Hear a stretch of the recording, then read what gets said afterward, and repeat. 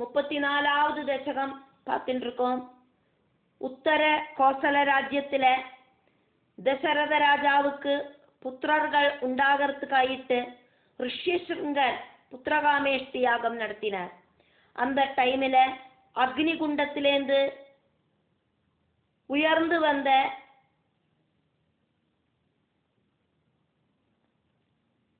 பிராஜாபத்திய புருஷன் ஒரு பெரிய பாத்திரம் பாயசத்தை ராஜாவுக்கு கொடுத்தார். அதை சாப்பிட்டானாக்கா தசரதனோடு மனைவிகளான கௌசல்யையும் சுமித்ரையும் கைகேயியும் கர்ப்பிணிகளாவா அப்படின்னு சொல்லிட்டு கொடுத்தார்.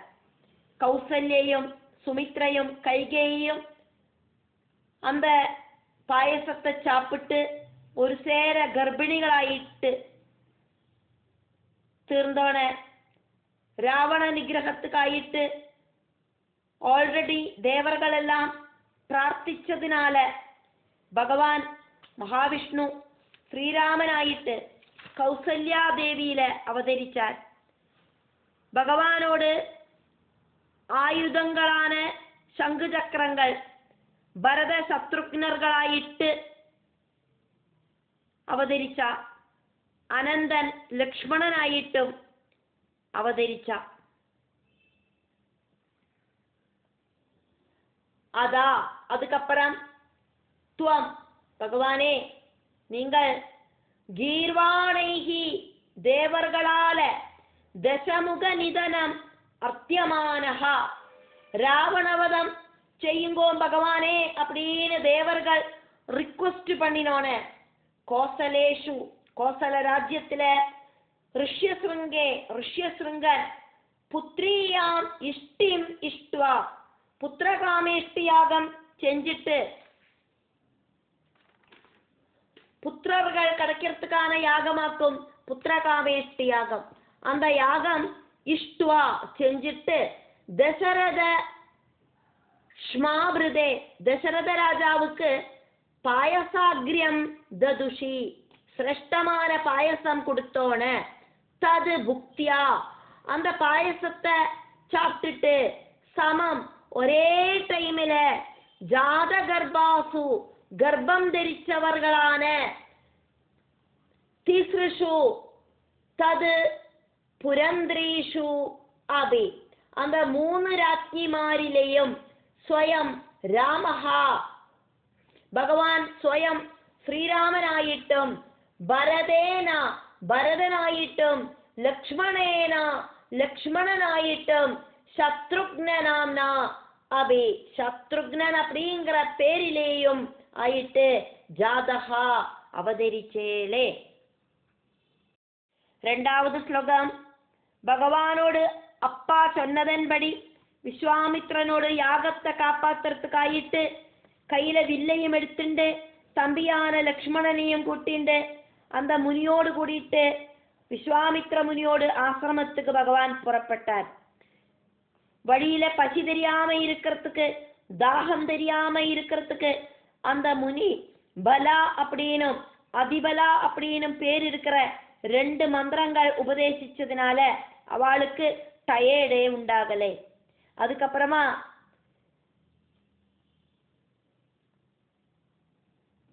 முன்னால எதிர்த்து நின்ன தாடகை அப்படிங்கிற ராட்சசிய அந்த ராட்சசி ஒரு ஸ்திரீ ஆக்கும்னா கொடியும் அவள் கொல்ல வந்ததினால திரும்ப கொல்லறதுக்கு தோஷம் இல்லை அப்படிங்கிற விஸ்வாமித்ரனோட வாக்க கேட்டுண்டு அம்பெய்து கொன்னுட்டு அந்த விஸ்வாமித்ர மகர்ஷியிலேருந்து ஜிரும்பகம் தொடங்கின மகா திவ்ய அஸ்திரங்கள் எல்லாம் கிடைச்சிட்டு சித்தாசிரமம் அப்படிங்கிற தபோவனத்துல எத்திச்சேர்ந்து ஹே தேவா கிருஷ்ணா குருவாயிரப்பா அப்படின்னு பட்டதிரி பகவானை கூப்பிட்டு சொல்றார். கோதண்டம் அப்படிங்கிற வில்ல கையில் எடுத்துண்டு லக்ஷ்மணேன அனுயாதஹா லக்ஷ்மண பகவானை பின்தொடர்ந்துண்டு கௌஷிகஸ்ய கிருதுவரமவிதும் விஸ்வாமித்ர முனியோடு சிரேஷ்டமான யாகத்தை காப்பாத்துறதுக்கு யாதஹா அபூத் பகவான் கிளம்பி போனேளே. മുനി കഥിത മനു ദ്വന്ദ്വ ശാന്ത ദ്വഗേദഃ.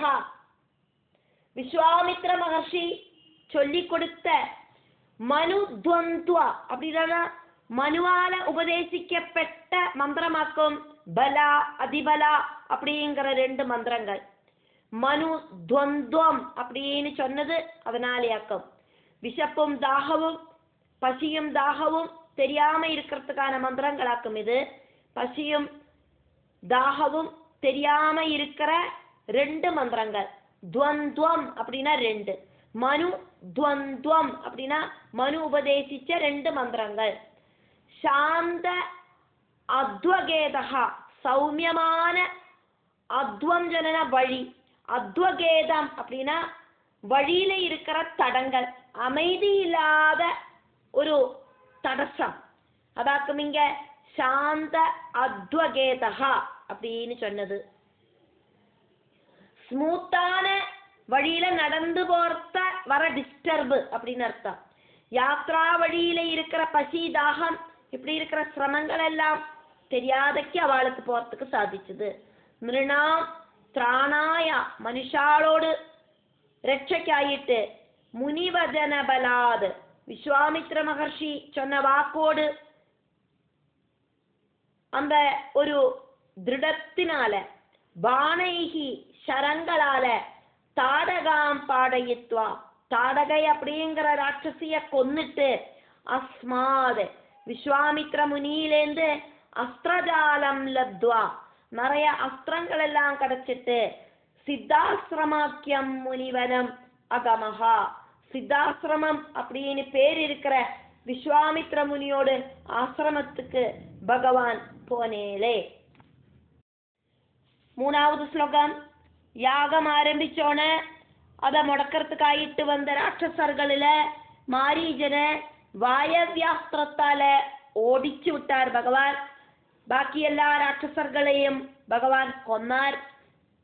பகவானோட மார்க்க மத்தியத்துல கௌதம சாபத்தால ശിലാരൂപിണിയായിട്ട് പടുത്തിണ്ടിരുന്ന അഹല്യയെ തൃക്കാലുകളിൽ ഇരിക്കുന്ന പൊടി ഉപയോഗിച്ച് ശാപമുക്തി കൊടുത്താർ ഭഗവാൻ. വിദേഹ രാജാവാണ് ജനകനോട് രാജധാനിயான മിഥിലയിல வந்து ചേർந்தார். சீதா விவாகத்துக்கு ஒரு போட்டியாயிட்டு நிச்சயிச்சிருந்த சிவனோடு வில்ல வளைச்சு அதை வளைக்க மட்டுமில்லை ஒடிக்கவும் செஞ்சு சாட்சால் லட்சுமி தேவிய அந்த சீதா தேவிய மனைவியாயிட்டு கிடைச்சு 3 சகோதரர்களுக்கும் அதே மாதிரி மனைவிகளை கிடைச்சிட்டு அயோத்தியக்கு திரும்ப கிளம்பினார் அப்படின்னு இந்த ஸ்லோகம்.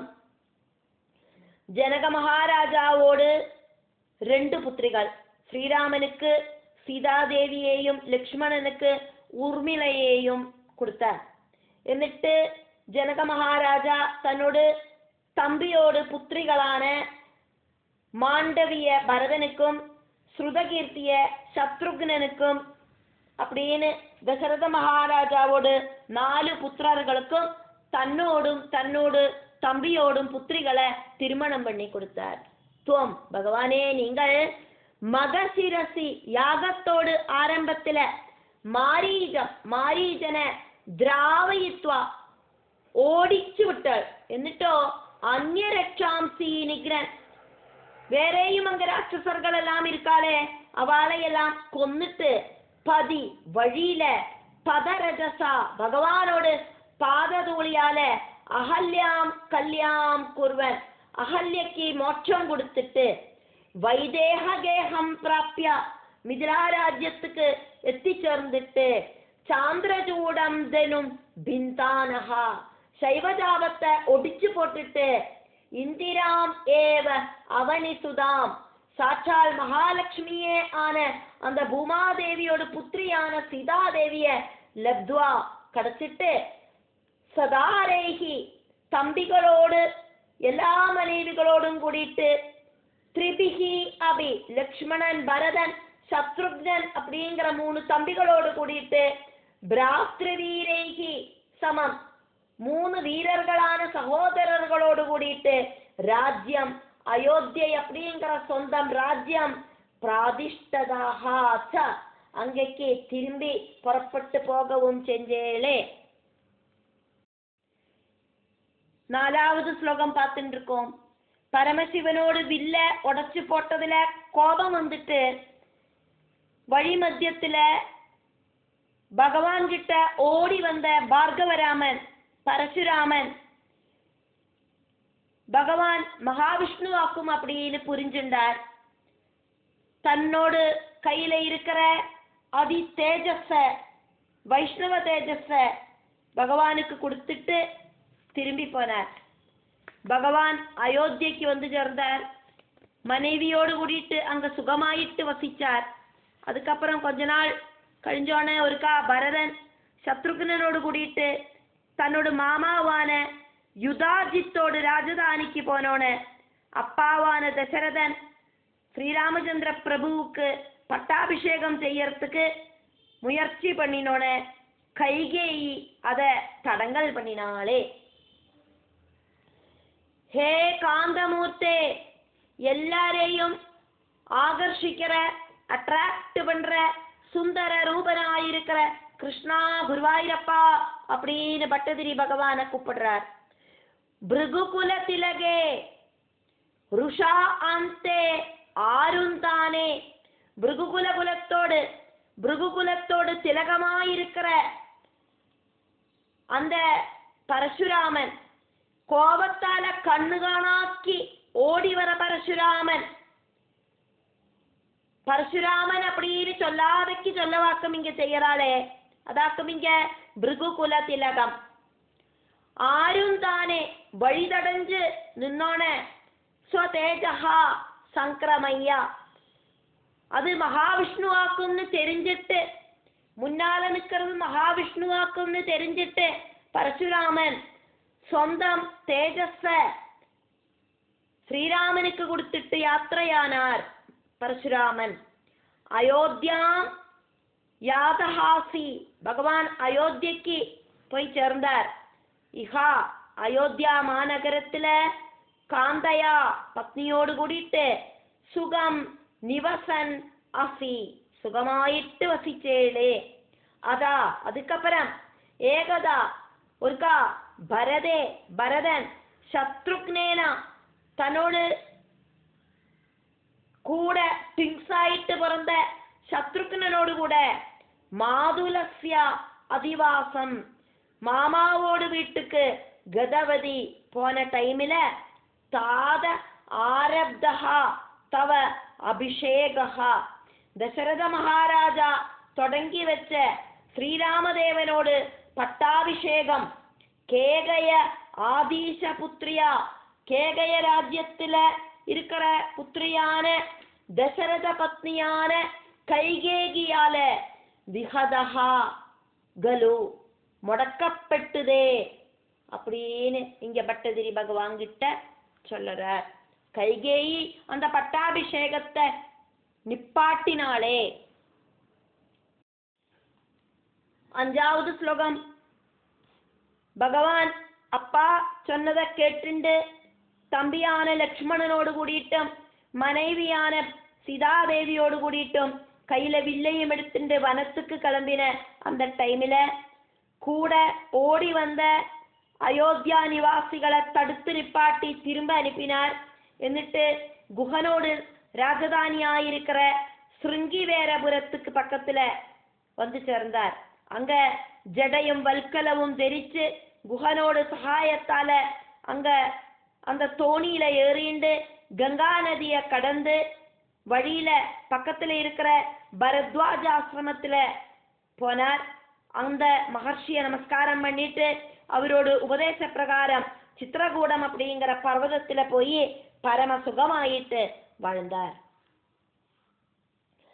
தாதோக்தியா தசரத மகாராஜாவான அப்பாவோடு வாக்கு பாலிக்கிறதுக்காயிட்டு சாபதாரஹா வில்ல கையில் எடுத்துண்டு அனுஜவது சம்யுதஹா லக்ஷ்மணனோடு கூடிட்டும் தன்னோட பிரிய பத்னியாயிருக்கிற சீதாதேவியோடு கூடிட்டும் வனம் யாது காமஹா வனயாத்திரை கிளம்பின நீங்கள் மார்க்கே வழிமத்தியத்தில பௌரான் ஆருத்யா அயோத்தியில பிரஜകളெல்லாம் கூட ஓடி வந்தோன அவாகிட்ட யாரும் கூட ஓடி வராதம்போம் அப்படின்னு சொல்லி அவளையெல்லாம் தடங்கல் பண்ணி நிப்பாட்டிட்டு குஹ நிலையகதா குஹனோடு வீட்டுக்கு போயிட்டு ஜடாச்சீரதாரி ஜடையும் வல்கலவும் தெரிச்சிட்டு நாவா கங்கா சந்தீரியா தோணியில யாத்திரை பண்ணி கங்கா நதி கடந்துட்டு புனஹா அதுக்கப்புறமா அதிபதவி வழியில இருக்கிற ஆறாவது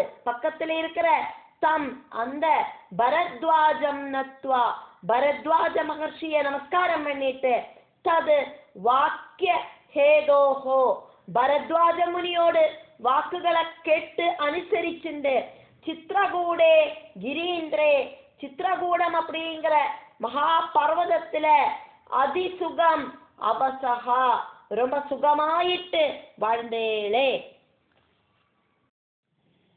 ஆறாவது ஸ்லோகம் பார்த்துட்டு இருக்கோம். அந்த சித்திரகூடத்துல வசிச்சுருக்கிற சமயத்துல பகவான பார்க்கறதுக்கு வந்த பரதன் பிதாவான தசரதன் புத்திர துக்கத்தால சொர்க்கம் பிராபிச்சத சொன்னார். அதை கேட்டு துக்கிச்சு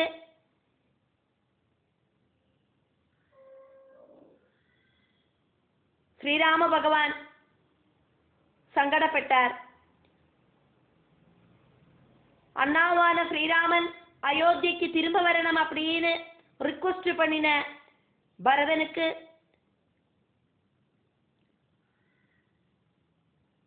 ஸ்ரீராம பகவானோட ஸ்தானத்துல தன்னோட மெதியடிய வச்சு பூஜை பண்றதுக்கு பகவான் கொடுத்தார். தன்னோட மெதியடியும் தன்னோட ராஜ்யத்தையும் பரதனை ஏൽപ്പിച്ചു கொடுத்துட்டு அத்திரி மகர்ஷியோட ஆசிரமத்துல போனார். அந்த மகாமுனிய நமஸ்காரம் பண்ணிட்டு அதிவிசாலமான தண்டகாரண்யத்துல பிரவேசனம் பண்ணினார். அங்க பயங்கர ரூபம் இருக்கிற விராதன் அப்படிங்கிற ராட்சசனை கொன்னார்.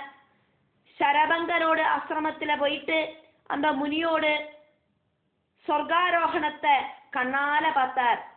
அதெல்லாமாக்கும் இந்த ஸ்லோகத்துல சொல்லப்படுறது. துவம் பரதமுகாது ஸ்வ தாதம் புத்ரார்த்திகின்னம் கலு சொர்க்கயாதம் ஸ்ருத்வா தப்தஹா. பகவான் பரதன் சொன்னதை கேட்டுட்டு அப்பா தசரத மகாராஜா புத்திர விரகத்தால சங்கடப்பட்டு சொர்க்காரோகணம் செஞ்சார் அப்படின்னு கேட்டு துக்கிச்சார். தஸ்மை அம்புதத்வா தன்னோட அப்பாவுக்கு அவரு கண்ணீரால அஞ்சலி கொடுத்தார். பரதே பாதுகாம் மேதினீச்ச நிததிதா மெதியடியும் பூமியும் பரதனை ஏൽപ്പിച്ചു கொடுத்தார். அத அத்ரிம் நத்வா அதுக்கப்புறமா அத்ரி மகர்ஷிய போய் நமஸ்காரம் பண்ணினார். அதி விபுலம் தண்டகம் வனம் கத்வா அங்கேருந்து விஸ்தாரம் ஜாஸ்தியா இருக்கிற தண்டக வனத்துக்கு போனார் ஸ்ரீராமதேவன். சண்டகாயம் விராதம் தைத்தியம் ஹத்வா வழியில பயங்கரனாயிருக்கிற விராதன் அப்படிங்கிற அசுரனை நிகிரகிச்சார்.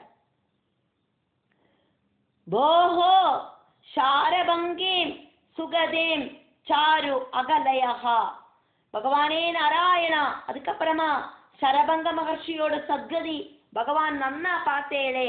இப்படி எல்லாம் இந்த ஸ்லோகத்துல பட்டதிரி வர்ணிக்கிறார். ஏழாவது ஸ்லோகம்.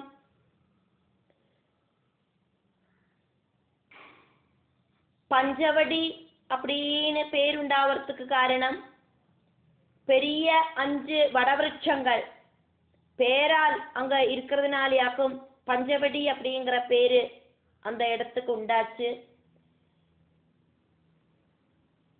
அகஸ்தியம் நத்வா அகஸ்திய முனிய வணங்கிட்டு பிரியைஷி மகர்ஷிகளோடு நன்மை ஆகிரகிக்கிற மகர்ஷிகளோடு வெல்விஷராயிருக்கிற ஸ்ரீராமதேவன் தாபச ஏபியா மகர்ஷிகள் கிட்ட சமஸ்த ஆசர நிகர சபத்ர ஆகிருதி. ஆசர அப்படின்னாக்கா ராட்சசர்கள், நிகர அப்படின்னா கூட்டம், ராட்சசர்களோடு கூட்டம்.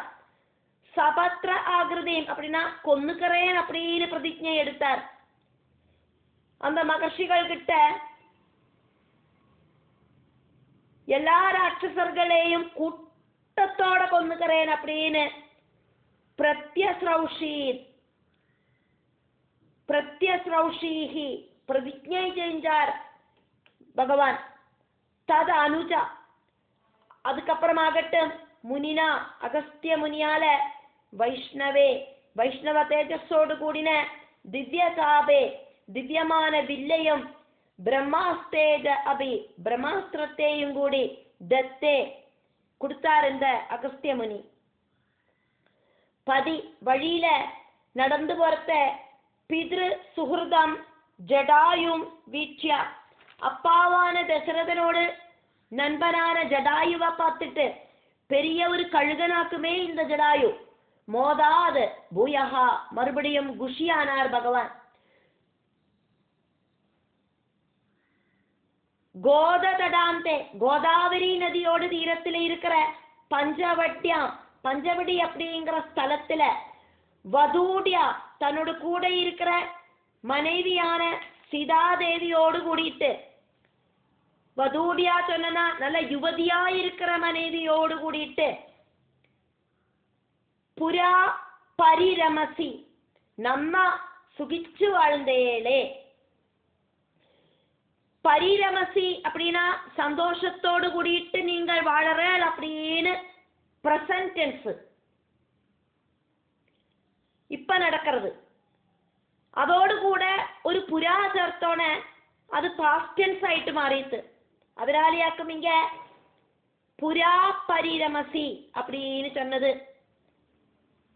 நீங்கள் ரொம்ப சுகமாயிட்டு வாழ்ந்தேனே அப்படின்னு அர்த்தம். 8வது ஸ்லோகம். பகவான் பஞ்சவடியில வந்த காம பரவசையான சூர்பனகையோடு ரிக்வெஸ்ட் எல்லாம் கேட்டு பொறுமை இழந்து சூர்பனகையை லக்ஷ்மணன் கிட்ட அனுப்பினார். கோபம் ஜாஸ்தியான லக்ஷ்மணன் சூர்பனகையோடு மூக்க அறுத்து களைஞ்சார். இப்படி விரூபையாக்கின அவளை பார்த்துட்டு கோபம் வந்துட்டு பிரதிகாரம் செய்யறதுக்கு கரனேயும் தூஷணனேயும் திரிசிரசேயும் 10,000ல ஜாஸ்தியா இருக்கிற ராட்சசர்களையும்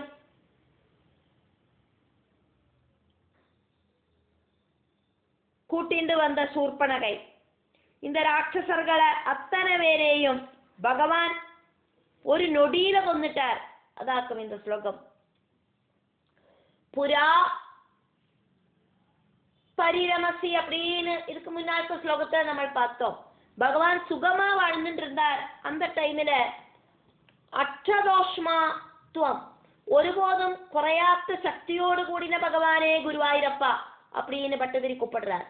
மதன ஜலதிருதேகே காம விசாரத்தால இளகி மறைஞ்ச மனசோடு கூடிட்டு பிராப்தாயாக சூர்பணக்கியாக பக்கத்துல ஓடி வந்த சூர்பனகையோடு அர்த்தனைகி ரிக்வெஸ்டுகளால நிஸ்ஸக ஆத்மா பொறுக்க முடியாத மனசோடு கூடிட்டு தாம் அந்த சூர்பனகைய சௌமித்ரௌ விசிருஜ்யா லக்ஷ்மணன் கிட்ட பகவான் சொல்லி அனுப்பினேர். பிரபல தமருஷா ரொம்ப ஜாஸ்தியான கோபம் காரணம் தேனா அந்த லக்ஷ்மணனால நிர்லூன நாசாம் மூக்கறுக்கப்பட்ட ஏனாம் அந்த சூர்பனகைய திருஷ்டுவா பார்த்துட்டு ருஷ்ட சித்தம் ரொம்ப ஜாஸ்தியான கோபத்தோடு கூடிட்டு அபிபதிதம் ஆக்கிரமிக்கிறதுக்கு சாடி விழுந்த கரம் தூஷணம் கரனேயும் தூஷணனேயும் திரிமூர்த்தம் ச திரிசிரசேயும் அயுத சம் அதிகான் 10,000க்கு மேல வர ஆசரான் அபி ராட்சச கூட்டங்களை கூடியும் தட்சணாத் நொடிப்பொழுதிலேயே വ്യാഹിംസീഹി ഭഗവാൻ കൊന്നൊടുക്കിനേലേ. 9வது ஸ்லோகம் பார்க்கிறோம். சகோதரியான சூர்பனகை வந்து சொன்ன இந்த கதைகளை எல்லாம் கேட்டுட்டு அழகான 2 ராஜகுமாரர்களையும் கூட ஒரு அழகான ஒரு பெண்மணியையும் பார்த்தே என்னோட மூக்க வெட்டி விட்டார் ஒருத்தன். இப்படியெல்லாம் சொன்னதை கேட்டுட்டு பஞ்சவடியில ராமலட்சுமணர்கள் அப்படிங்கிற பராக்கிரமசாலிகளான 2 சகோதரர்கள் இருக்கா அப்படின்னு தாபச வேஷதாரிகளான அவரோடு கூடிட்டு இருக்கிற உலக சுந்தரியான அழகி ராவணனுக்கு தகுந்தவளாக்கும் அப்படின்னு அந்த ராவணனுக்கு கொடுக்கறதுக்கு வேண்டி அந்த அழகிய நான் திருடறதுக்கு முயற்சி பண்ணினோன என்னோட மூக்க உரிச்சா அப்படின்னு சூர்பனகை போய் ராவணன் கிட்ட சொல்லறா. அல்லாதக்கு அந்த ராமன் கிட்டையும் லட்சுமணன் கிட்டையும் காம உணர்வோடு கூட்டிட்டு போனேன் அப்படின்னு சகோதரன் கிட்ட சொல்லறதுக்கு அவளுக்கு முடியலை. அதனால அங்க இருக்கிற அந்த அழகிய தூக்கிண்டு வந்து உனக்கு தரத்துக்கு வேண்டிட்டு போனோனையாக்கும் என்னோட மூக்க வெட்டி விட்டா அப்படிங்கிற மாதிரி பேசினா. அப்படி என்னோட மூக்க அவ வெட்டி விட்டோன அதுக்கு பிரதிகாரம் செய்யறதுக்கு கரன் தூஷணன் திரிசிதஸ் எல்லாரும் போனா 10,000க்கு மேல ராட்சசர்களும் போனா அத்தனை பேரையும் அவ கொன்னுட்டா அப்படிங்கறதையும் சொன்னா. இதெல்லாம் கேட்டுட்டு இதுவரைக்கும் பார்க்காத அந்த சீதாதேவியில காம விசாரம் ஜாஸ்தியா வந்த ராவணன் மாரீஜன் அப்படிங்கிறவனை கூப்பிட்டு ஒரு அழகான மானோடு வேஷத்துல லக்ஷ்மணனோடு ராமலட்சுமணர்களோடு அந்த கிரகத்துக்கு முன்னால போய் அந்த சீதாதேவியோடு அட்ராக்ஷனை சம்பாதிக்கணும் அப்படின்னு சொல்லி அனுப்பினார். மாரீஜன் பொன்மானோடு வேஷத்துல ராமலட்சுமணர்களோடு ஆசிரமத்துக்கு பக்கத்துல போனார். சீதை அதை பார்த்து அந்த மான பிடிச்சு தரணும் அப்படின்னு ரிக்வெஸ்ட் பண்ணினதுனால பகவான் ஸ்ரீராமச்சந்திர பிரபு மனைவிக்காக மான பிடிக்கிறதுக்கு பின்னால போனார். ஜீவனோட பிடிக்கிறதுக்கு சிரமமாக்கும் அப்படின்னு தெரிஞ்சோன அந்த மாரீஜன் அப்படிங்கிற மான பானத்தால கொன்னார். ஆனா அந்த மாரீஜன் இறந்து போற டைம்ல பகவானோடு குரலில சீதையையும் லட்சுமணனையும் கூப்பிட்டு அழுதுனால லட்சுமணன் சீதைய விட்டுண்டு பகவானை தேடிண்டு சீதை சொன்னதின்படி போனார். லட்சுமணனுக்கு தெரிஞ்சது இது ராட்சசனோடு கள்ள குரலாக்கும் அப்படின்னு எல்லாம் சொல்லி பார்த்தும் சீதாதேவி கேட்கலை. ஸ்ரீராமதேவனுக்கு என்னவோ ஆயிடுத்து போய் பார்த்துட்டு வா அப்படின்னு ஆட்சியை புறப்படுவித்தான். அத கேட்டு லட்சுமணன் போனார். அந்த டைம்ல ராவணன் சீதைய அபகரிச்சார். அதனால துக்கத்தோடு கூடிட்டு ஸ்ரீராமதேவன் மனைவியை நினைச்சு சங்கடப்பட்டார். இருந்தா கூடியும் ராவணனை கொல்லறதுக்கு ஒரு மார்க்கம் கிடைச்சதுல மனசுக்குள்ள சந்தோஷமும் அனுபவித்தார். சோதர்யா ராவண சகோதரி சூர்பனகையால புரோக்தம் சொல்லப்பட்ட வார்த்தா பேச்சுகளை கேட்டுட்டு விவச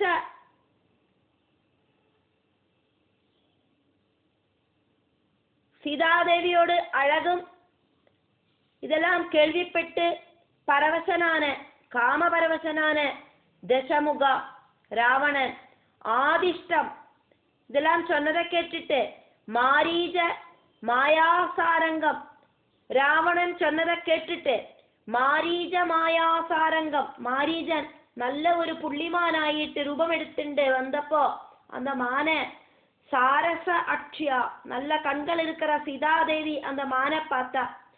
ஸ்பிருஹிதம் அந்த மான் வேணும் அப்படின்னு ஆசைப்பட்டா. എന്നിട്ടോ அனுகதா மானோடு பின்னால போன ஸ்ரீராமச்சந்திர சுவாமி பானகாதம் பிராவதீகி, பானத்தால அந்த மான கொல்லறதுக்கு முயற்சி பண்ணினோன அந்த மாயமான் அந்த பானம் கொண்டு இறந்து போறதுக்கு ரெடி ஆனோன தம் அந்த மாயமானோடு மாயாக்கிரந்த கள்ளக்கரைச்சில் கெட்டுட்டு பொய்யான அழுகைய கேட்டுட்டு நிர்யாபிதா சொல்லி அனுப்பப்பட்ட பவத் அனுஜாம் சீதாதேவி சொல்லி அனுப்பின பகவானோடு ஸ்ரீராமச்சந்திர சுவாமியோடு தம்பியான லக்ஷ்மணனை தாம் அந்த சீதாதேவிய ஒற்றைக்கான நேரத்துல ராவணஹா அஹார்ஷீது ராவணன் திருடிண்டு போனான். தேன சீதைய ராவணன் திருடின காரணம் துவம் பகவானே நீங்கள் ஆர்த்தஹா அபி ரொம்ப ரொம்ப சங்கடப்பட்டு இருந்தா கூட தது வத உபாயலாபாது ராவணனை கொல்லறதுக்கு ஒரு காரணம் கிடைச்சதே, காரணம் இல்லாம காரியம் உண்டாகாதே அப்படின்னு நினைச்சிட்டு அந்தஹா மனசுக்குள்ள கிமபி முதம் மதாகா கொஞ்சம் ஒரு சந்தோஷத்தை கூடியும் உங்களுக்கு அந்த டைம்ல அனுபவிக்கிறதுக்கு சாதிச்சுதே. 10வது ஸ்லோகம் பார்க்கிறோம். அதுக்கப்புறமா சீதையை தேடிண்டு நடக்கிறத ஜடாயுவை பார்த்தார். ராவணன் என்ன கொன்னுட்டார், உங்களோட மனைவியை திருடிண்டு போனார் அப்படின்னு சொல்லிண்டே அந்த ஜடாயு சொர்க்கம் பிராபிச்சார்.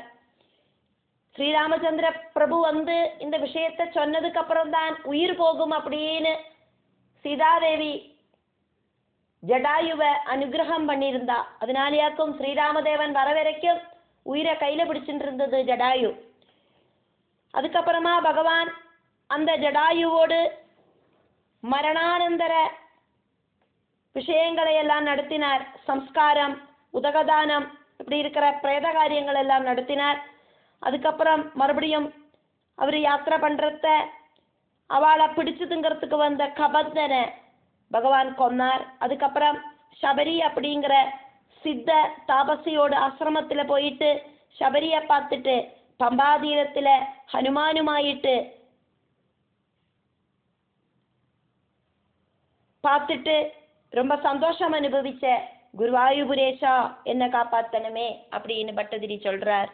பூயஹா அதுக்கப்புறம் தன்வீம் விஜின்வன் அழகியான சீதைய தேடிண்டு வந்தோன, சீதைய தேடிண்டு நடந்தோன ஜடாயு ஸ்ரீராமன் கிட்ட சொல்றதாக்குமே இங்க சொல்லப்படுறது.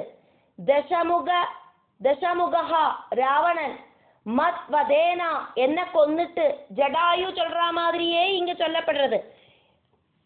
ராவணன் மத் வதேனா என்ன கொன்னுட்டு தொது வதூம் அஹ்ருதா உங்களோட மனைவிய திருடிண்டு போனார் அப்படின்னு ஜடாயு சொல்றார். இது உக்துவா அப்படி சொல்லிட்டு ஜடாயு திவம் யாதே ஜடாயு ஜீவன் வெடிஞ்சோன சுஹ்ருதஹா நண்பனான ஜடாயுவோடு பிரேதகாரியம் பிராதனோஹோ சம்ஸ்கார சடங்குகள் வேண்ட விதத்துல செஞ்சார் பகவான். அதா அதுக்கப்புறம் கிருஹ்ணானம் தம் கபந்தம் ஸ்ரீராமதேவனையும் லக்ஷ்மணனையும் சீதாதேவியையும் எல்லாம் உபதிரவிக்கிறதுக்கு முயற்சி பண்ணின கபந்தன ஜெகனிதா கொன்னேளே. பம்பாதடே பம்பாதீரத்துல சபரியும் பிரேட்சியா சபரிய பார்த்துட்டு வாதசூனுவோடு ஹனுமானோடு வாயுபுத்திரனான ஹனுமானோடு சம்பிராப்தஹா பக்கத்துல வந்து சேர்ந்தேளே, ஹனுமான பார்த்தேளே. பிரிஷ முதித மனாகா ரொம்ப ஜாஸ்தியான சந்தோஷத்தோடு கூடின மனசோடு கூடின வாதாலயேஷா குருவாயூரப்பா குருவாயூர் கோவில்ல வாழற ஈஸ்வரா வாத ஆலய ஈஷா துவம் பாகி நீங்கள் என்னை எப்பவும் காப்பாத்தனமே, சாப்பிட்றதையும் தூங்குறதையும் காப்பாத்தனமே, பிரவൃத்திகள் பண்றத காப்பாத்தனமே, நிக்கிறதையும் நடக்கிறதையும் காப்பாத்தனமே, பகவானே பகவானை நினைக்காத நேரத்துல கூடயும் காப்பாத்தனமே கிருஷ்ணா அப்படின்னு பிரார்த்திச்சுண்டு இந்த 34வது தசகம் பட்டதிரி முடிக்கிறார்.